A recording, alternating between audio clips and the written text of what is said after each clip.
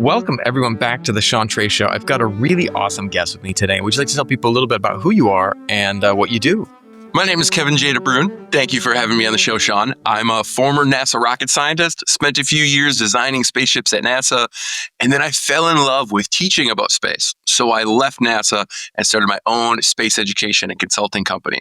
So now I do anything possible to spread the good word of science and space around the country to audiences of all ages. I talk to preschoolers and even retirement communities. That's awesome. I mean, I'm going to date myself a little bit here, but I grew up in when space was just, when I was a kid, there was a movie that came out called Space Camp, and Space Camp was done. It was Joaquin Phoenix, and it was a bunch of kids. It was super 80s. I mean, it was like Tate Donovan, like rocking the rock and roll style, but yet it was fascinating, and it got this whole generation of kids that were just like, you know what, space is really cool. And then because of that, I ended up going to space camp as a kid. Went down to Huntsville, Alabama. My parents got the money out there and went and spent it.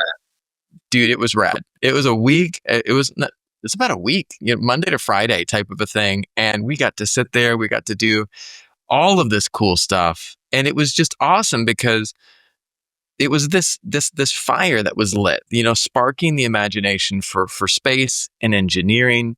And it was powerful. Now, what first sparked your love for space and engineering? What got you down this path, man? Very similar to you. It was a movie I watched as a child, not Space Camp. They made us watch that in 7th and 8th grade, the final week of school. They're like, let's watch Space Camp. But it was back when I was 10 years old. I saw the movie October Sky. That's one of Jake Gyllenhaal's early movies. You know this one. Yeah. So for those who haven't seen it, it's based on a true story of a young boy who sees Sputnik, our first man-made satellite, go across the night sky. It looks like a star that's moving. He lives in Colwood, West Virginia. Eventually convinces his friends to build rockets, wins a science fair, gets a college scholarship, and then goes on to be a NASA engineer training astronauts. And so at age 10, I saw that, and I was like, laser locked on the TV. I was like, this is so cool. Like, I want to grow up and design spaceships for NASA. Like, it was just the whole process of being told he couldn't do something, failing so many times, trying to build rockets. They're blowing up. They're not launching. They get lost. And then to persevere through all of that. Like, he was getting made fun of by the football team and other people. And then at the end, everyone's like, wow, this guy's really cool and knows what he's doing. And I had a really strong connection to that. I got made fun of. I was bullied in school. I had a horrible relationship with my biological father. And in the movie, Homer Hickam and his father have a bad relationship. And I just saw myself as this young boy, or as him 10 years before. I'm like, oh, if he can do it, I can do it. And so it pulled on just not the cool space, engineering strings, but also on the relatable personal experiences that we were going through. Both of us, it seemed. And I'm like, okay, I need to be that person in 10 years. And that's what sparked it all. So whenever things got hard, like in school, or if I didn't get an internship offer, I would go back and rewatch that movie. And I have watched it so many times. I couldn't even try and take a guess at how many times I've actually watched that movie. So that just says school was hard, and it took me a long time to actually make this dream come true. That's amazing, though. It's amazing because you one of the beautiful things about, you think about early space flight, and it was people going into space. I loved how you described it. It was like you are on a giant.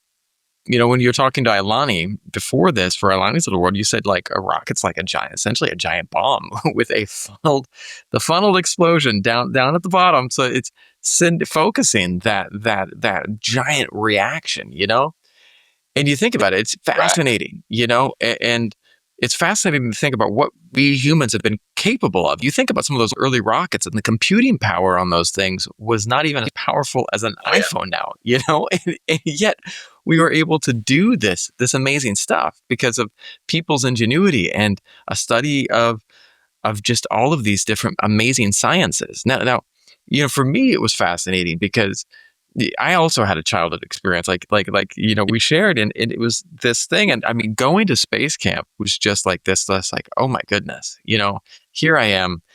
And one of the things that happened for me, I didn't go into NASA. I didn't go, down that path, but it did inspire me to love learning.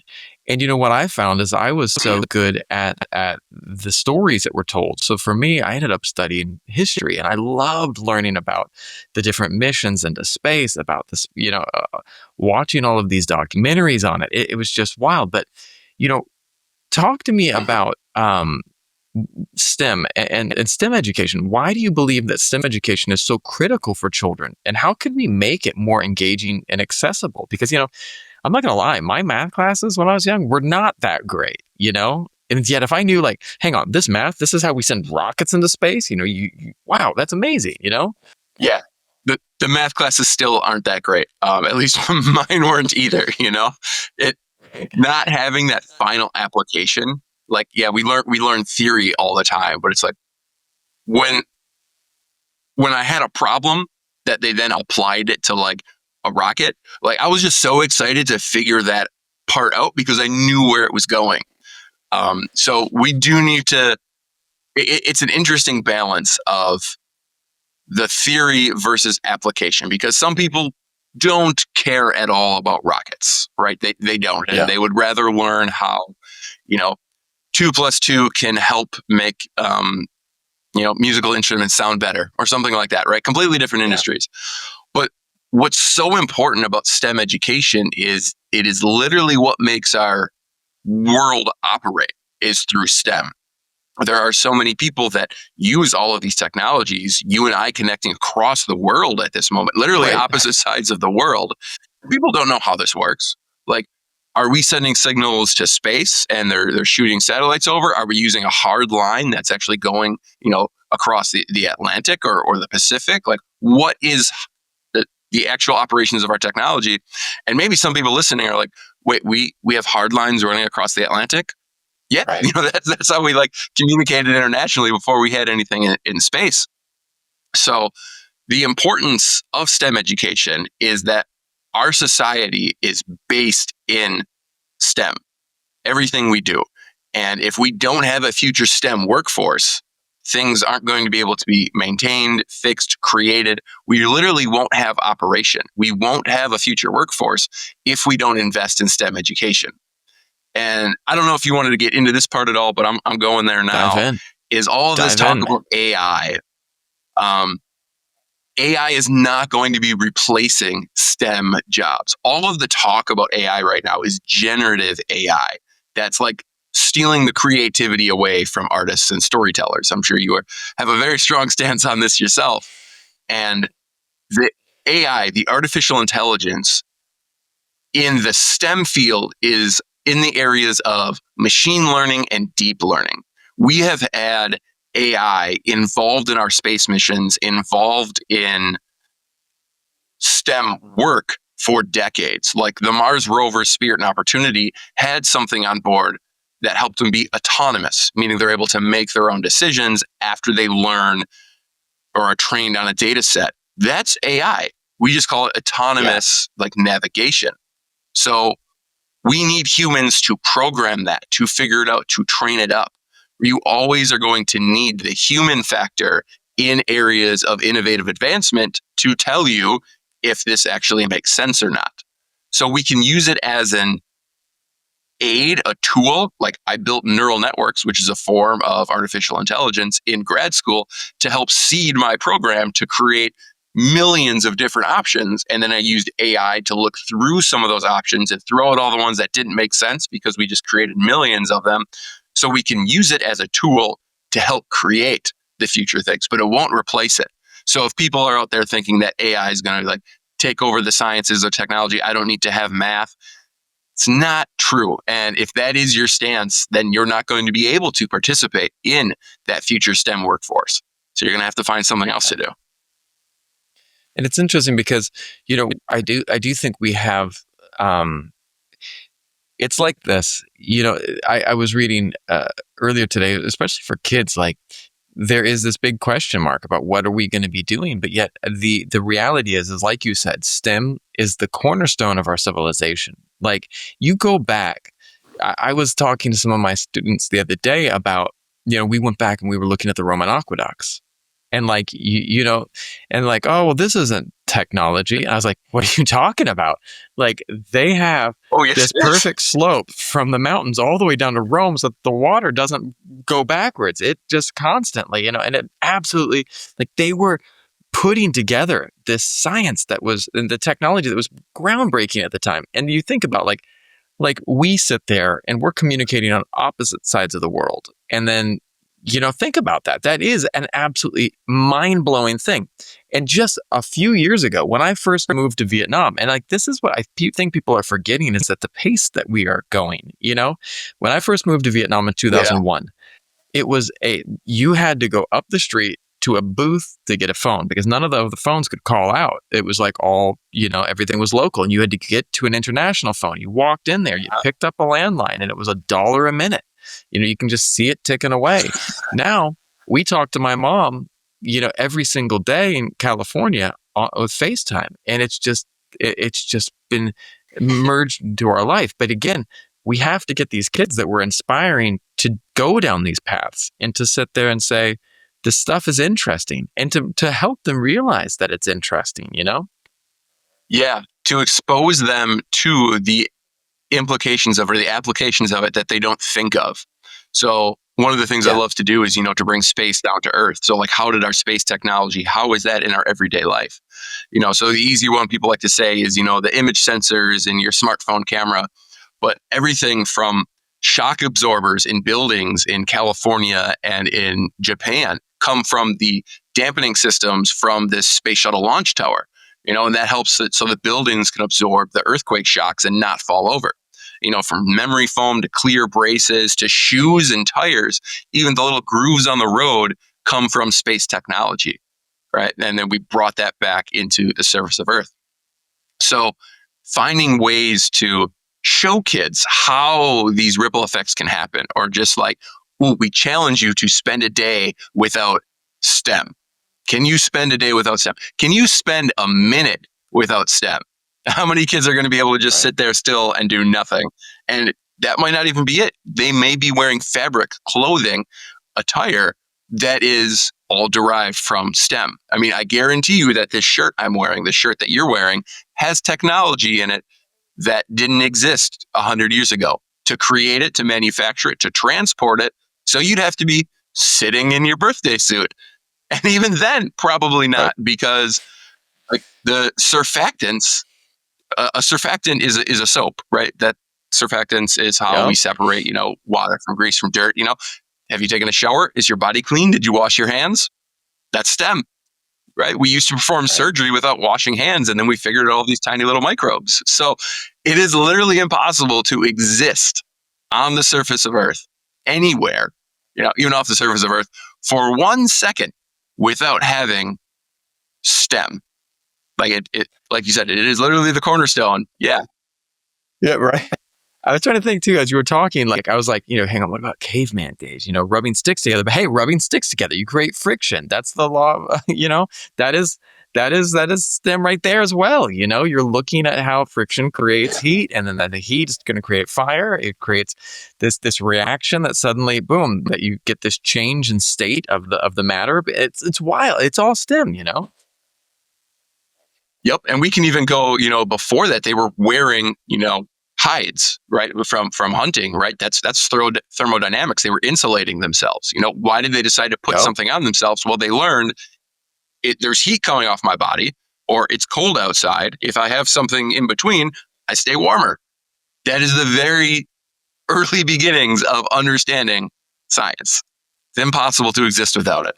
Space has always been about big dreams and impossible goals. How do we inspire kids to think big and believe they can achieve anything? Because, we have a lot of kids that are not aspiring to big things right now. Like, oh, what do you want to be? I want to be an influencer. I want to be a YouTuber. And hey, I'm not hating on that, but at the same Yeah. time, we've got to be inspiring kids to dream. You're sitting here talking to my daughter. She's like, that's awesome.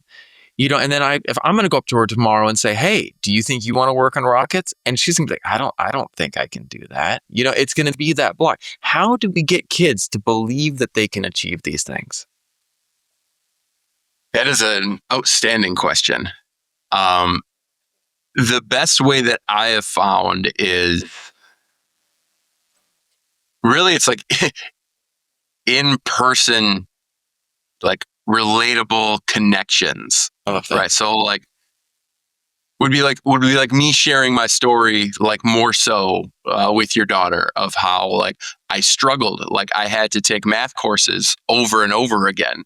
Like I I had to work hard. Like it was something that was really cool, and it was hard for me, but I made it happen. Um, as I'm saying that, I think, oh, that's probably going to deter kids away. They're like, oh, I got to work harder. Um, But no, I don't think so. I think that yeah. let me interject there. Like Mhm. I think as long as you can make it fun, you know, my daughter goes to Muay Thai class. And, when she has to do all those sit ups and she has to run around and do these, it's not fun, but she has No. fun. When you get back up and you're pushing harder and you play it, you gamify it. I'm a Yeah. black belt in judo, and I had to fall down thousands and thousands of times and kept getting back up because, it's fun. It's fun to go flying through the air. It's fun to throw someone, Yeah. And I think that you got to just remember that, there's something that's fun on the other side. Building rockets, that's fun, man. Yeah. I mean, I think you've brought us to a good point here. To help me spark some stuff. Because as I shared earlier, like whenever things got hard, I rewatched October Sky. I took myself out of the weeds and I was like, why am I doing this? To Yeah. do that because that looks awesome. That's cool. That's fun. So to really create the excitement, right? Yeah. The passion, like needing to instill that and to have them on board, to have that excitement. Right. And then to show them that it is possible to break that barrier of impossibility. Right. What? I don't remember a lot of Space Camp, but I remember one thing really clearly. Do you know what they did for us? And I think it was spot on. Legos. So Oh, we went in and like we got into teams and we all had about 4 hours to design our own rocket with Legos and structures. And then we had two activities that day. One was a Lego structure that we could build any type of rocket with Legos and describe how it worked. And another one was we had to like with straws and other devices, we had to like tie and tape it together to show what our structure was, and then we had to see if it would support weight and if it would like they would test it and see how strong it was. And I mean, and it yeah. was awesome. And some of them look absolutely stupid, but some of the people came around and like, that's interesting. I never thought about putting things together that way, and so these kids were coming up with ideas on the fly that were creative and we're trying new things, and then it was like, and it was so much fun to watch when the things are like, all right, let's test to see how much wind it can take. And like, oh no, it's going to fall down. And all the kids are freaking out. And when it fell down, Yeah. man, it was fun. And the teachers came up and they said, awesome. Now do it again. Now build it again. And they're like, yes, we will do it better. And it was fun. And it was that challenge of it. Yeah. So like that hands-on application is a really big thing. I think you hit on there. Like instead of just being lectured to in schools or sitting in classrooms, that engaging activities, right? Getting them to have that hands-on experience, and that's even something that we see, going up into high school and college and internships. Like I was at a company in Rockford, Illinois called Woodward when I first got my internships. I was working on fuel controls for jet turbine engines. That's right. And they had this process of they put their interns out on the machine floor.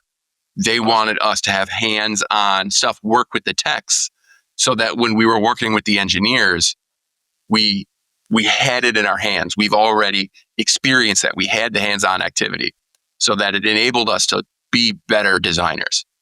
And that made it more exciting because it's not vaporware is a phrase that we use in the industry of like, we designed it on the computer. You never see it. It's just like vaporware, but to actually have that device or whatever it is in your hands to build that bridge or that tower that's supposed to support weight through the wind. Like it's exciting. Like I was just in DC last week for the National STEM Festival, and we had the kids use a box of crazy arts and crafts stuff to build something to remove marbles from a box, but those marbles were invasive fish in the coral reefs. And like you said, the innovative ideas that come together, and then we did the exact same thing. All right, you had 5 minutes, it didn't work, do it again. They're like, okay, yeah, we can do this, right? So the exact same experience from your space camp, like I saw it in action last week, and that's we need to continue to incite that passion, that creativity, and with those hands-on activities and the actual like practical implementation, it's like you're not just removing marbles from a box, right? You're removing the invasive fish species from this coral reef. So putting that spin on it, like maybe in space camp, they're like, okay, yeah, this is the launch tower for the rocket. Can it withstand? It's not like just build this thing. Putting that practical application to it helps them see how this is used in the future. And that can create that passion that we want in the kids, the excitement and curiosity for them to believe they can do it because they did something similar at a young age. Like I tell kids this, like, if you still want to play with Legos and get paid to do it, work in my old job. I got paid to put spacecraft together with Legos. Really, awesome. We have a room called Left Field because the craziest ideas come out of left field. And we have arts and crafts. We got Legos because it's a lot easier to build up something and point to it and show it around and fly it around. Like, let's say this is the moon and we fly it here, than to try and describe it with just words. So we still use the Legos at NASA. So I got paid a decent amount of money to build some spacecrafts out of Legos back in my day. That's rad, man. Well, that's awesome. Let me ask you this. You know, and it comes with that. Like, what is one of the most exciting or unexpected challenges that comes with designing for space? What are some of the challenges that you have to think about?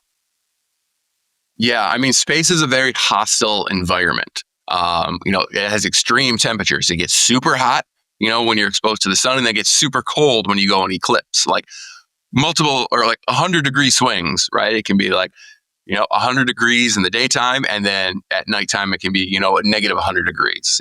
You got to design for both of the things. So you need to make sure your spacecraft, or your robot, or your astronaut suit, right, is able to cool itself down in extreme temperatures of heat, and then maintain and warm itself up in extreme cold temperatures.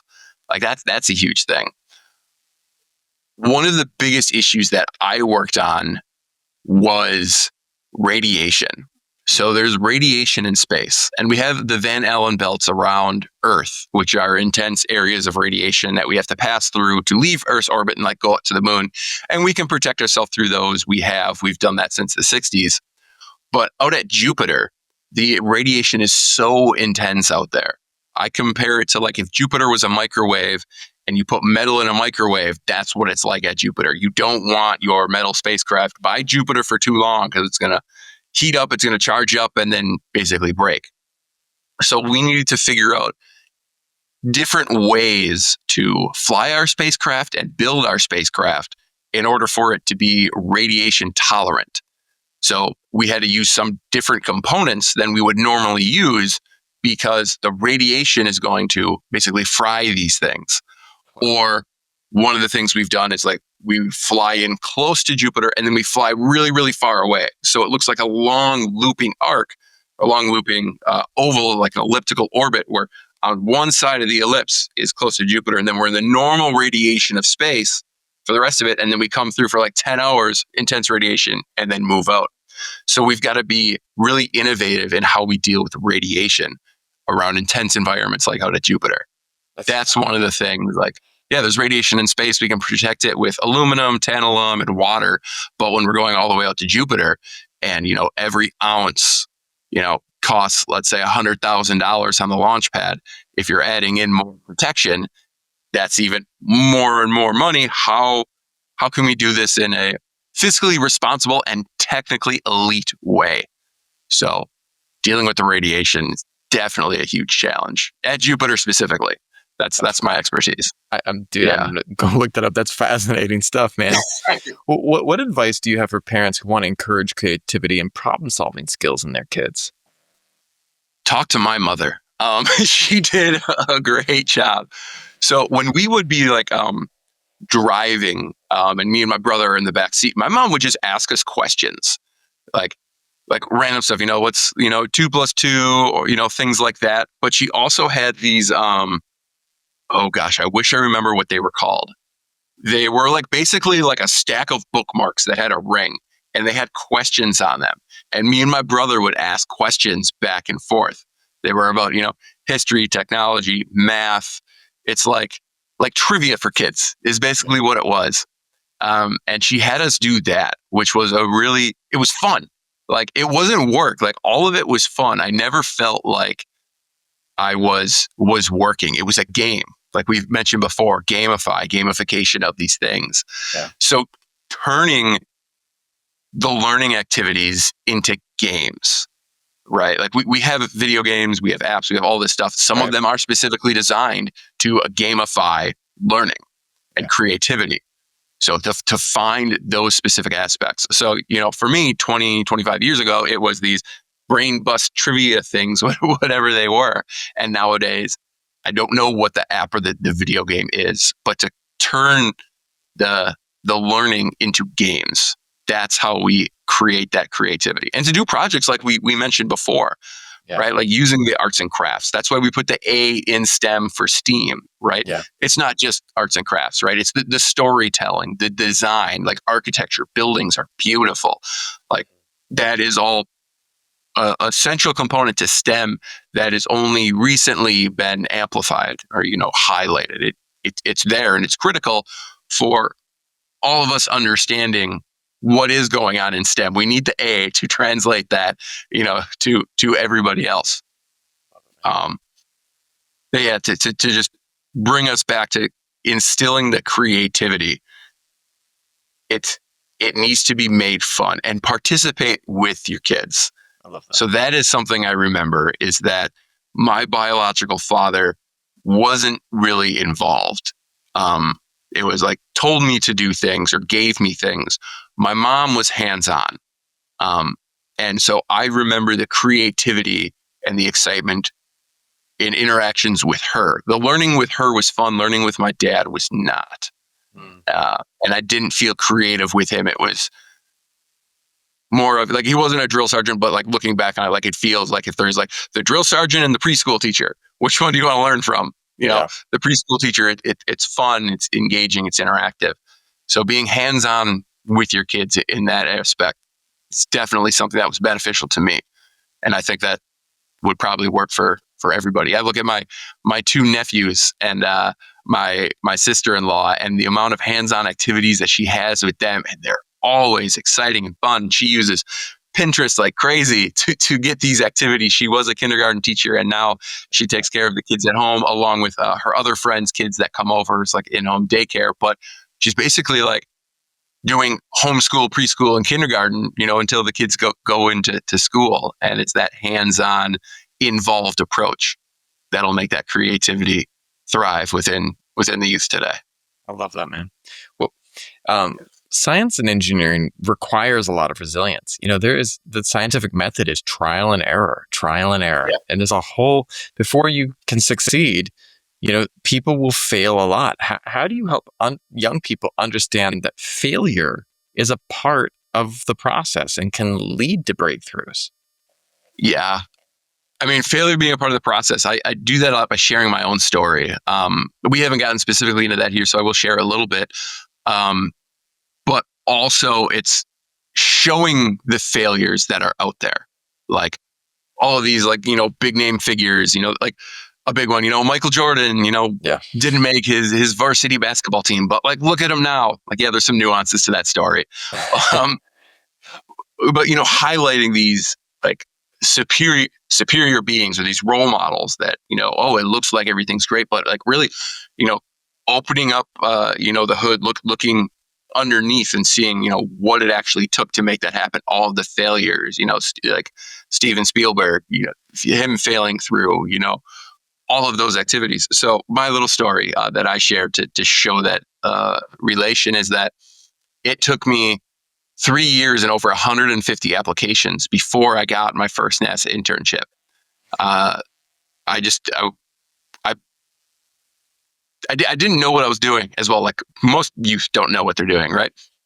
And I found out I could apply to 50 internship opportunities a year at NASA through the website back then was OSSI, One Stop Shopping Initiative, solar.com. And it was like, that's where you go for all of the NASA internships. Now it's intern.nasa.gov or internship.nasa.gov, one of those two.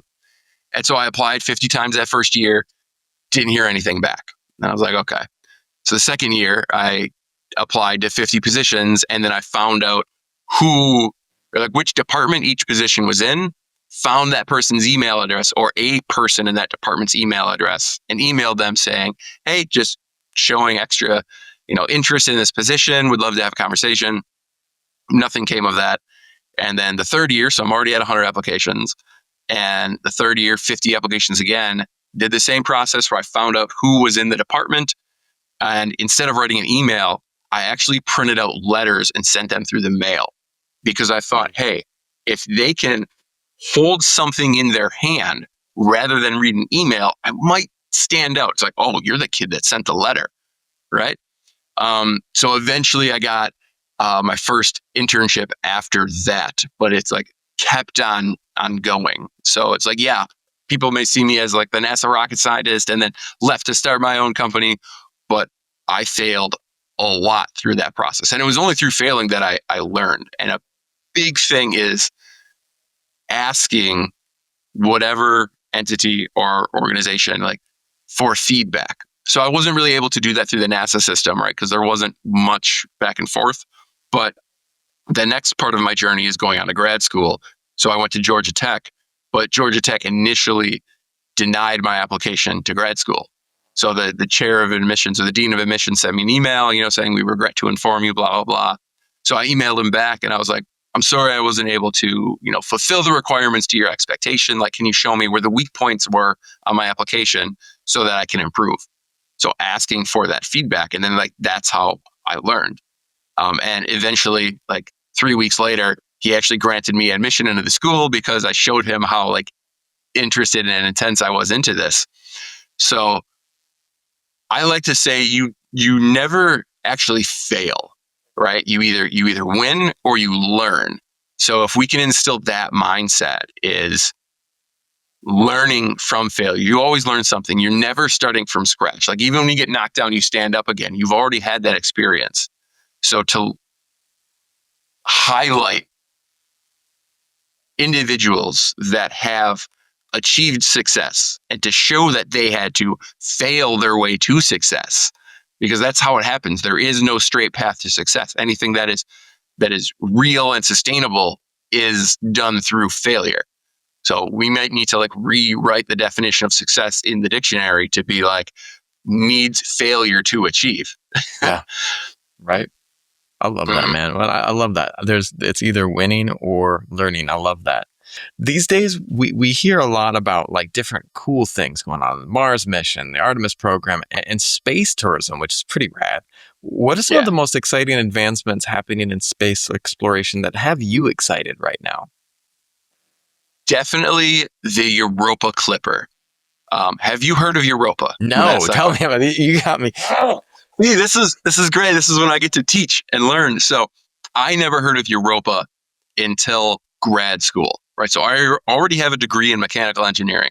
I'm at Georgia Tech. I'm like, I want to work at NASA. I wanted the space shuttle, but that got retired in 2011. It's now 2014.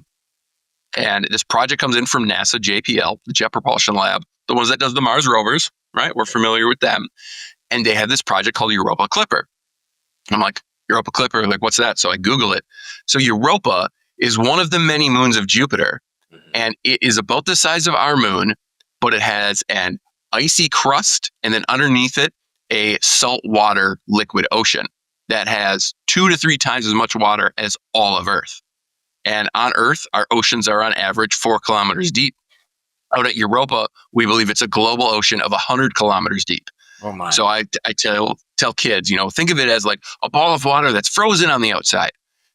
In reality, the inside is not a ball of water. It is mostly, the core, and then a little bit of water, and then the icy crust. But to get that idea of like, there's a space ocean out there, an alien ocean.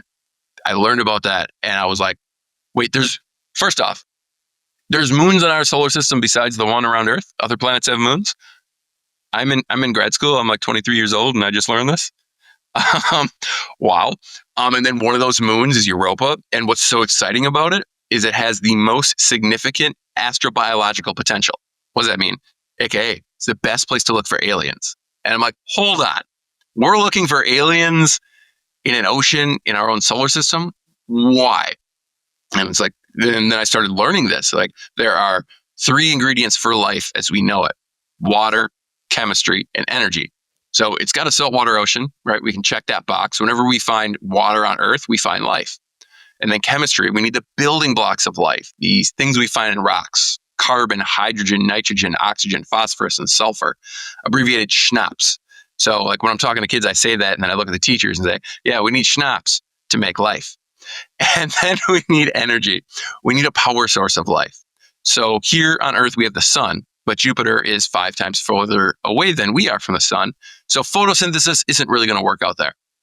Photosynthesis, the plants use the sunlight for energy and metabolism, and then we eat the plants, or we eat animals that eat the plants.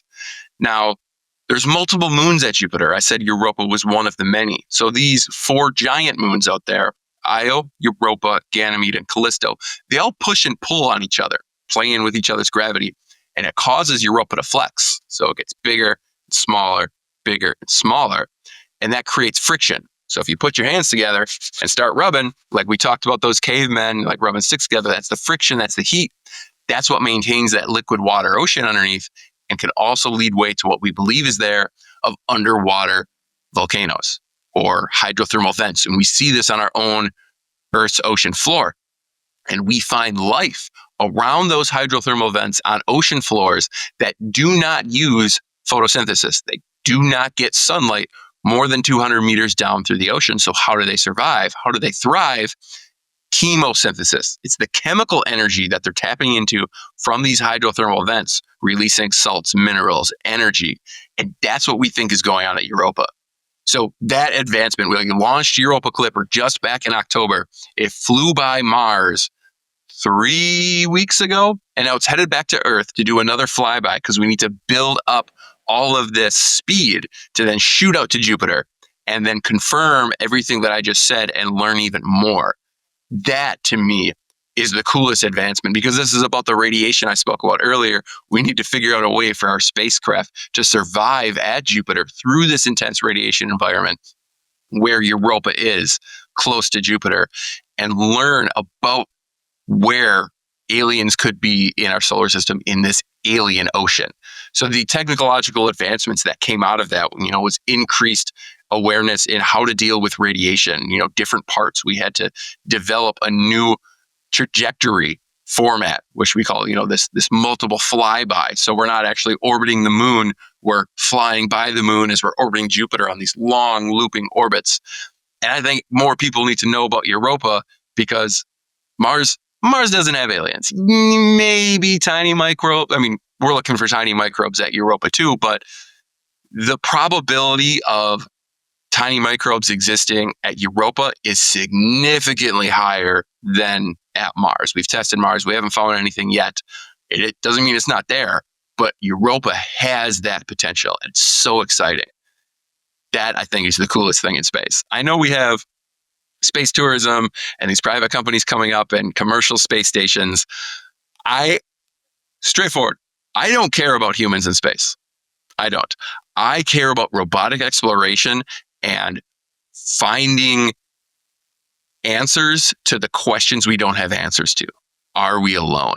And so to expand our robotic footprint, humanity's touch, in the universe, specifically in the solar system, start off with, that is the most exciting thing to me. And we have spacecrafts like the Voyager spacecrafts that were launched in the 1970s that are out past the orbit of Pluto.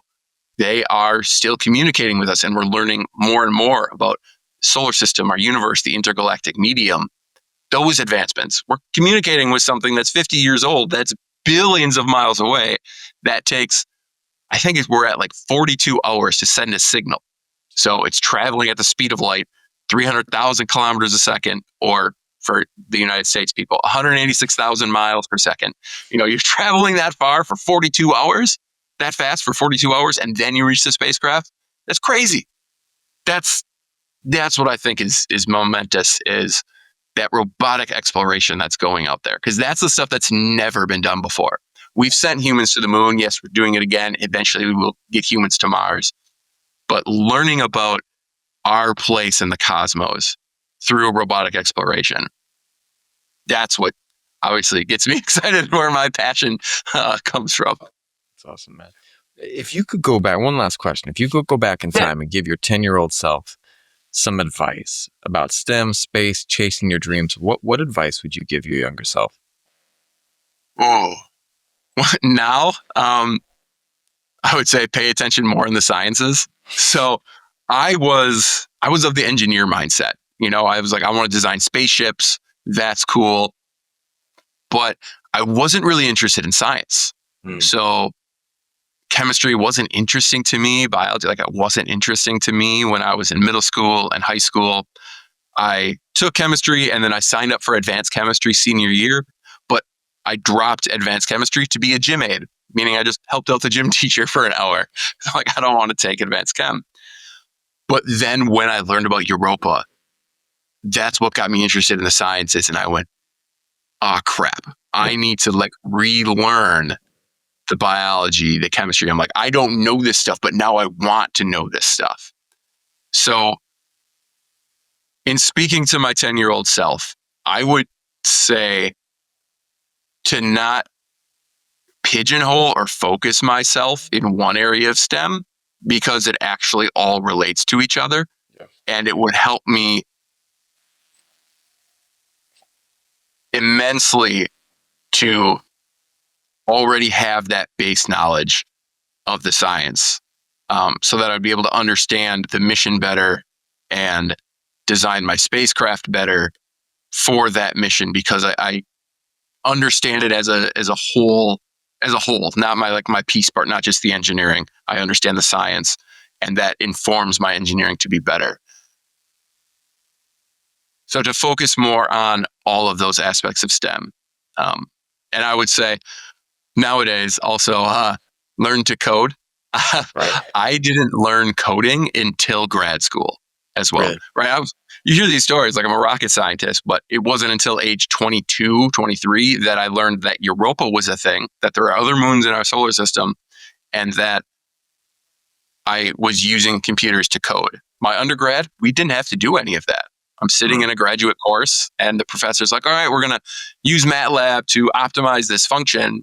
I look at the guy next to me, I'm like, yo, dude, what's MATLAB? And his eyes were like a deer in headlights. You don't know what that is, and you're sitting in this class.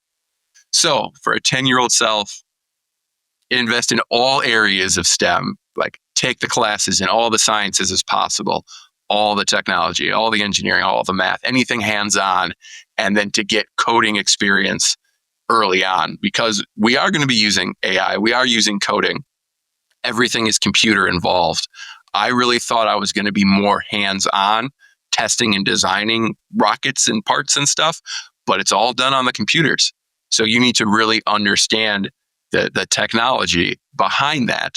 So you're not just blowing things up. It's not October Sky anymore, unfortunately. It's blow it up on the computer, saves you a lot of time and money, and then you actually put together the final product. Investing in all areas of STEM and get that coding, start learning out how to do that.